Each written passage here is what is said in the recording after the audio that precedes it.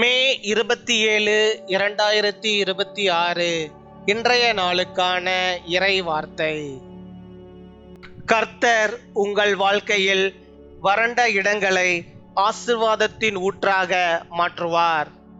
The Lord will turn the dry places in your life into springs of blessings. ஏசாயா 41 அதிகாரம் 18 வசனம். Isaiah chapter 41 verse 18. உயர்ந்த மேடுகளில் ஆறுகளையும் பள்ளத்தாக்குகளின் நடுவே ஊற்றுகளையும் திறப்பேன். என் அன்பு சகோதர சகோதரிகளே, உங்கள் வாழ்க்கையில் சில பகுதிகள் வறண்டதாக தோன்றலாம். செபித்தும் பதிலில்லாத நிலை, முயன்றும் முன்னேற்றமில்லாத சூழ்நிலை, நம்பிக்கை குறைந்த தருணங்கள், இவை அனைத்தையுமே தேவன் மாற்ற வல்லவர். ஆகார் வனாந்திரத்தில் தண்ணீர் இல்லாமல் அழுதாள், ஆனால் தேவன் ஊற்றை திறந்தார். எலியா வறட்சியின் காலத்தில் கூட தேவனால் போஷிக்கப்பட்டார். அதே போல உங்கள் வாழ்க்கையிலும் தேவன் புதிய ஊற்றுகளை திறக்கப் போகிறார். வறண்ட இடங்களில் ஆசீர்வாதம் உண்டாகும்.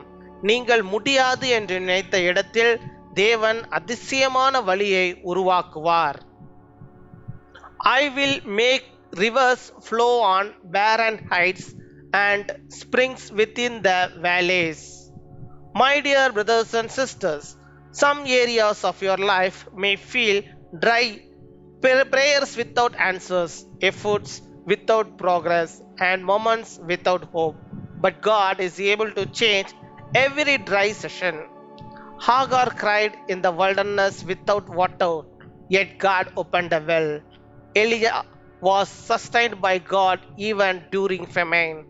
The same way, God is about to open new springs in your life. Blessings will rise in dry places.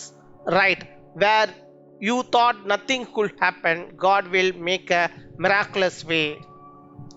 பின்வரும் ஜெபத்தை நாம் அனைவரும் சேர்ந்து ஏறெடுப்போம்.